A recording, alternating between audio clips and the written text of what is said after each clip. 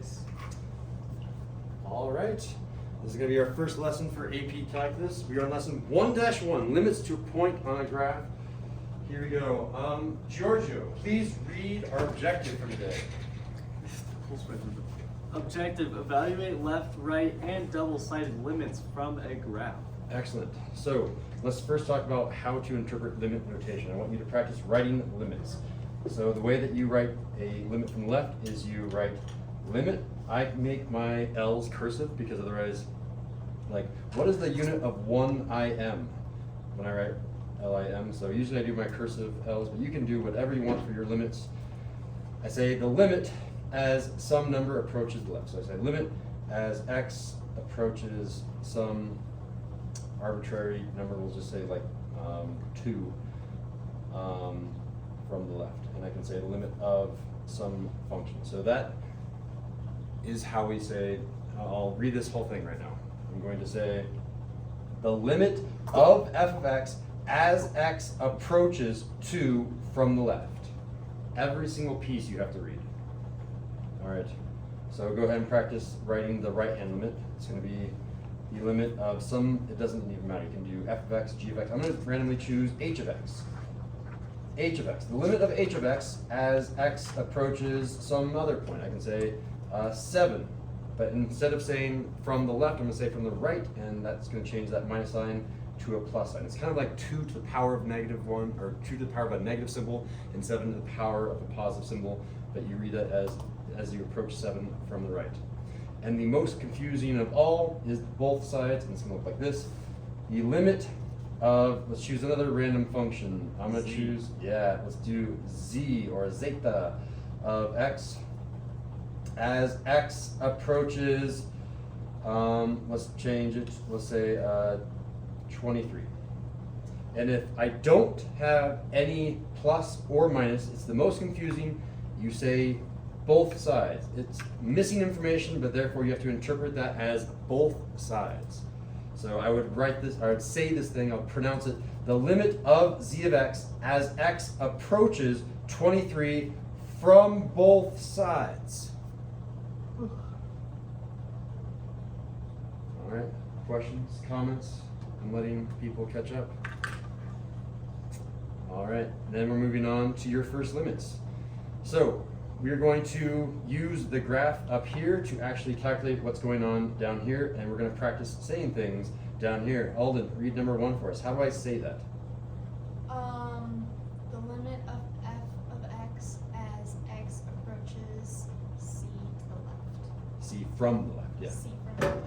So as I'm approaching from the left, so here I have to stay on this blue line. As I am on this blue line, I'm going closer and closer to this barrier. I'm traveling and I'm traveling and I'm traveling from the left, and I seem to be approaching a height closer and closer and closer to a height of, what's that going to be? It's about, I'm going to say it's 5. I'm getting closer and closer to a height of 5. These are all height questions. They're always height questions. So you say the answer here is 5. And again, I'm going to write height above this in quotations because it's really asking a question. At what height do you get closer to as you move from the left? And I should probably keep that line up here as well. All right, Diego, you're up. Read number 2.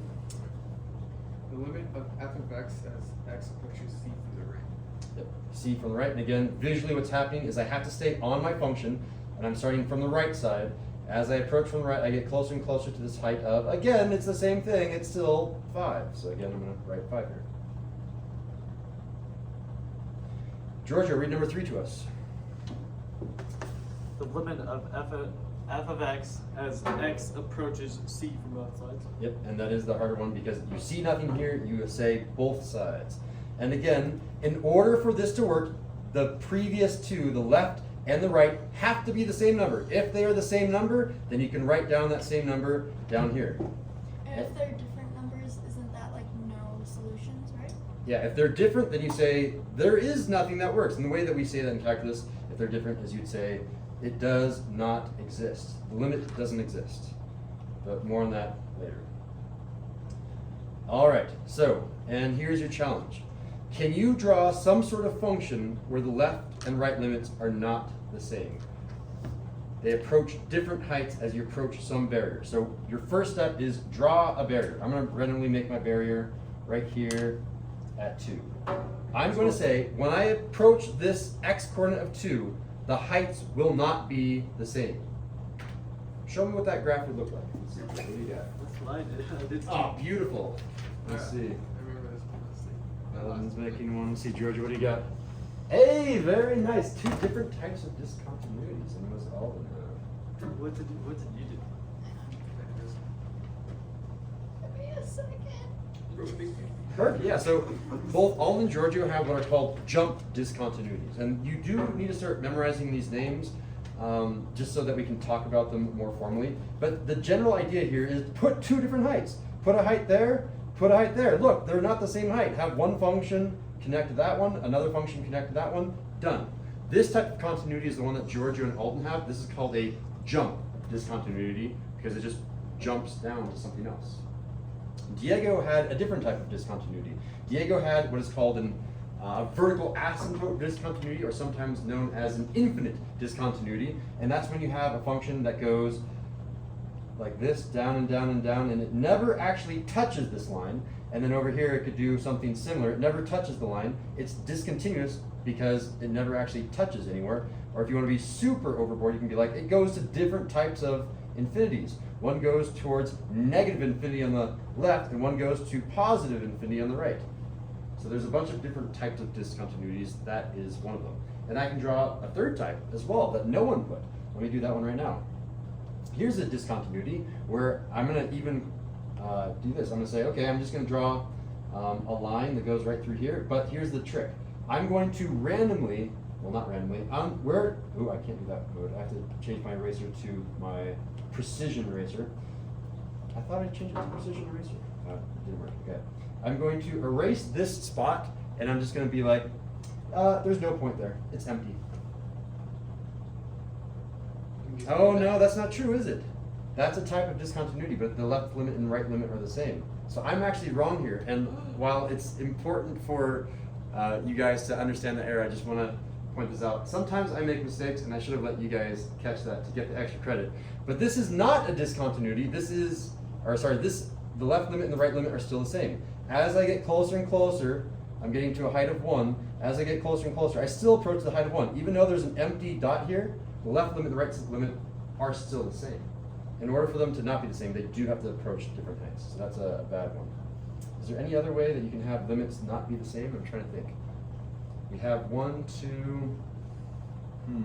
I'll have to think about that. I think there's only 2 different ways for that to happen. What if you had the line going straight up and down? Ooh, there's another one. Yeah, so a line going up and down isn't a function though, because it doesn't pass the vertical line test. If you have a line that just goes like that, no matter where you draw a line on that function, it will always pass through an infinite number of points. If it goes through at least twice, so if I have a function that goes like this also doesn't pass the vertical line test, so this is not a function.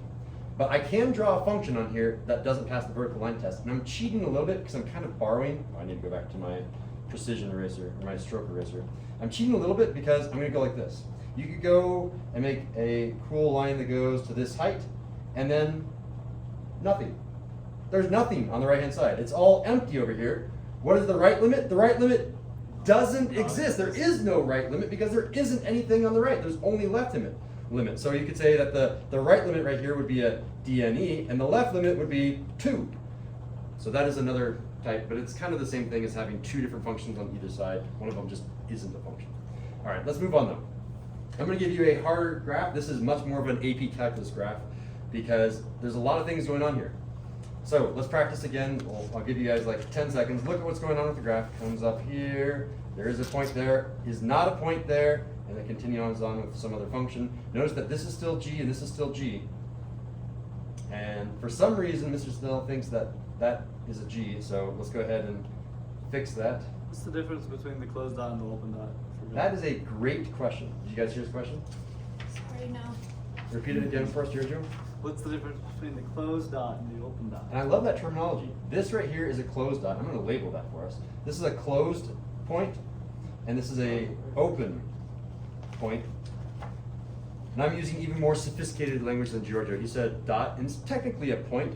Theoretically, what's happening here mathematically is a point is infinitely small. If a point was accurate, you wouldn't be able to see it because it would be smaller than atomics, like smaller than an atom.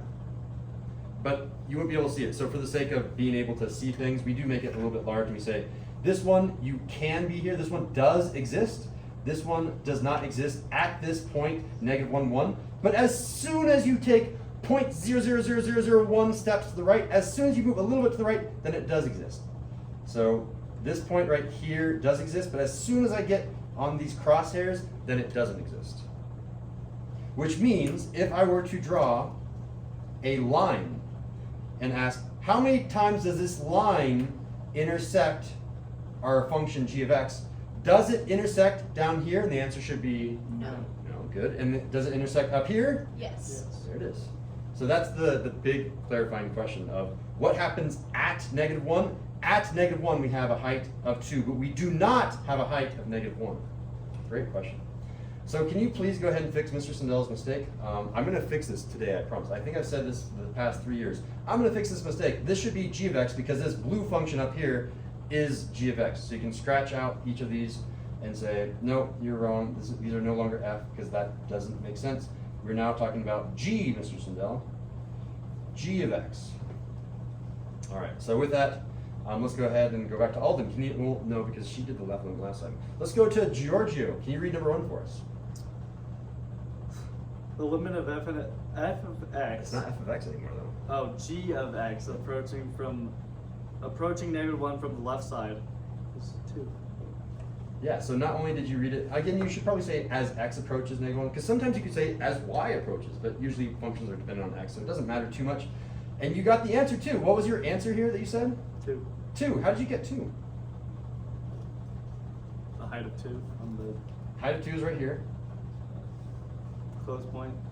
The close point. Of the limit 2. of -1. Yeah, so as you come from the left, you have to stay on this line from the left, stay on the blue line, stay on the blue line, stay on the blue line, and I have to reach this x coordinate of -1. -1 is this barrier that we happen to already draw.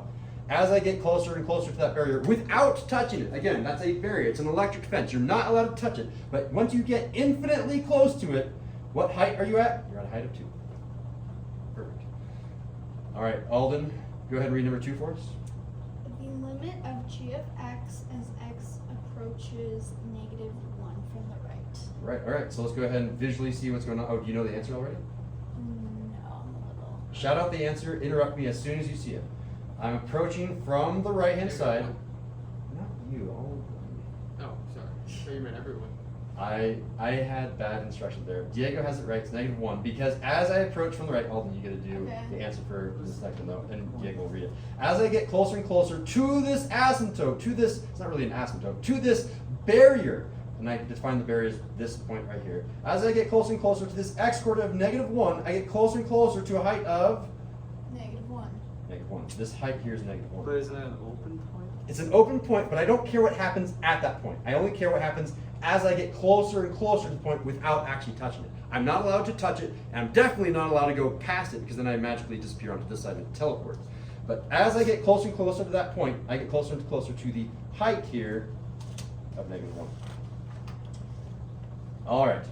Diego, can you read number 3, and Alden will give us an answer for it.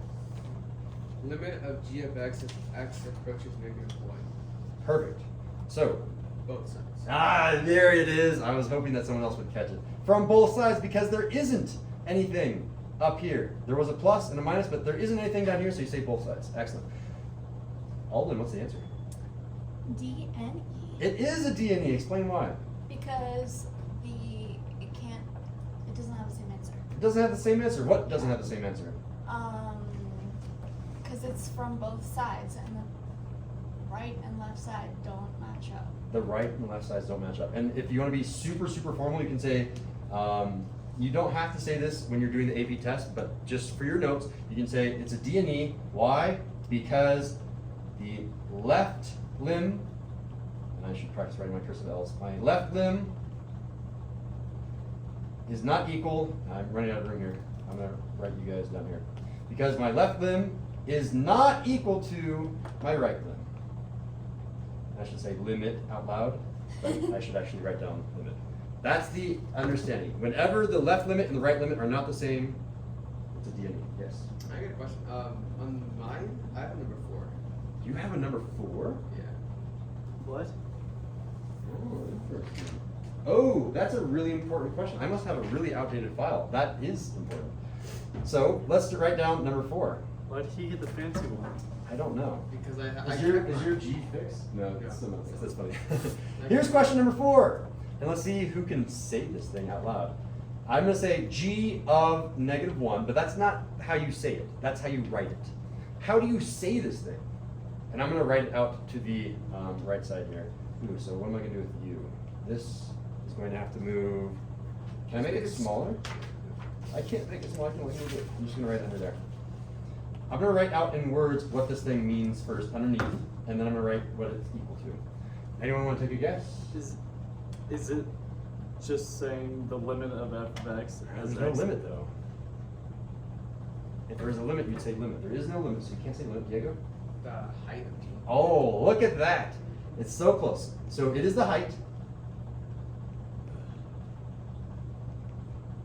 of the function g of x at what x coordinate? At x is equal to -1. -1. That is exactly how you say that. As formal as possible, most people just say, it's the height at -1, which is correct, but if you want to be very formal, it's the height of the function g of x when you plug in x equals -1. But if you want to make this even shorter and more simple, you can just say height at -1. That is perfectly acceptable as well. You could write height at -1 on an AP test, on a free response question, and you would get full points. Okay, we have asked the question correctly. You don't say g of -1, you say height at -1. And what is the height at -1? And that's the question that we originally asked back here. Giorgio says, well, when we have a line right here, what is the actual height? Where does it intersect that blue function? Where did it intersect the function, Giorgio? What height do we intersect the function at? Do we intersect down here or do we intersect up here? I don't know, but both? Up there, right? Because that is the only Oh, one because that the actually close- exists. Yeah. Sorry, George. You're good.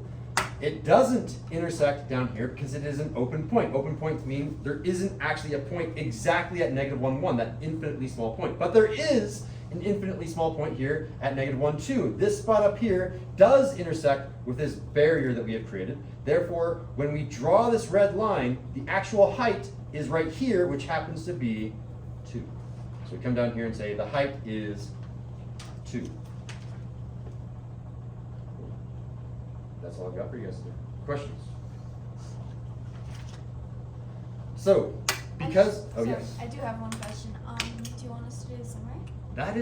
that's what I was actually going to talk about right now. Sorry. Yes, I do want you to have the summaries. If you want to be, I don't like the word try hard because it has a negative connotation. If you want to do a full send, how about that? That has like a more connotative, positive connotation, right? If you want a full send on the notes, you won't do the summary now and you'll do it for homework. If you are the type of person that's like, yeah, I'm going to forget to do that, then you can do the summary now. Yeah. What would you put in a summary? Let me give you a really nice example, unless you already have been taking Cornell notes your entire life and you're totally good. For me, the thing that stood out is how to read notation. So I would do something like this. I would say limit as x goes to some number, and then there's 3 options here. The 3 options is a plus sign means from the right, a minus sign means from the left, and nothing means from both sides. That was the big thing from today. This number right here was the magical barrier point. So this was where that vertical barrier. There's an actual name for that I'm going to start using in a second, but I haven't taught it to you yet. I might as well just teach you a little bit earlier since we're already in the notes. This vertical barrier, I don't call that the vertical barrier. I'm going to call that the suspect point. Because we don't know what happens at that suspect point. You have to do a little bit of an analysis, either algebraically, functionally, graphically. There's a bunch of ways that you can determine what happens at the suspect point, a little bit to the left and a little bit to the right at that suspect point. What else did we learn today? We learned what this thing meant. If I have something like f of a number, and there's a number in here, not a letter, f of x is a function. But if there's a number in there, that now means height. That's equal to, or this, I don't want to say equal to, I'm going to use quotes. This means, let me put quotes around this. Quotes mean how you pronounce things, right? This means height. H-E-I-G-H-T, height at whatever that number is. I would say that's kind of all the new things that we learned today. Maybe there could be something that we could talk about graphs. If you forgot that this closed point or this open point, you could add that to notes. I still remember that, so I'm going to not put that in my summary. But that's the general way that I would summarize. Notice, I've misspelled left, but notice also that I didn't rewrite anything. Summaries are never just copy-paste. Summaries are a synthesis. You are grabbing a bunch of things and making them smaller in your own words. Yeah, I'll do that. Could you please explain the vertical barrier and suspect point? So I've been calling this thing up here, this red line, the vertical barrier. But really what's happening here is I'm going to start using the word suspect point. This x equals -1 is my point at which I'm just going to call it the suspect point. It's a new terminology. Will that be the same terminology as wherever you go to college? They won't call it that. I call it that because it makes more sense when we talk about it algebraically later. I think in tomorrow's lesson, or at least in a future lesson. I'll just write it down in tomorrow's lesson. Sounds good. Yeah. All right, and that concludes our lesson. Oh, and then I do have to go all the way back, get in the habit of this. So our objective today was to evaluate left, right, and double-sided limits from a graph. I think tomorrow's probably going to be like from an equation. If I give you a graph and I ask you what's the left, right, or double-sided limit, on a fist of 5, 5 being I will definitely be able to do that, how well do you think that you could evaluate those limits? I'm seeing a 5, and a 4. All right, thank you.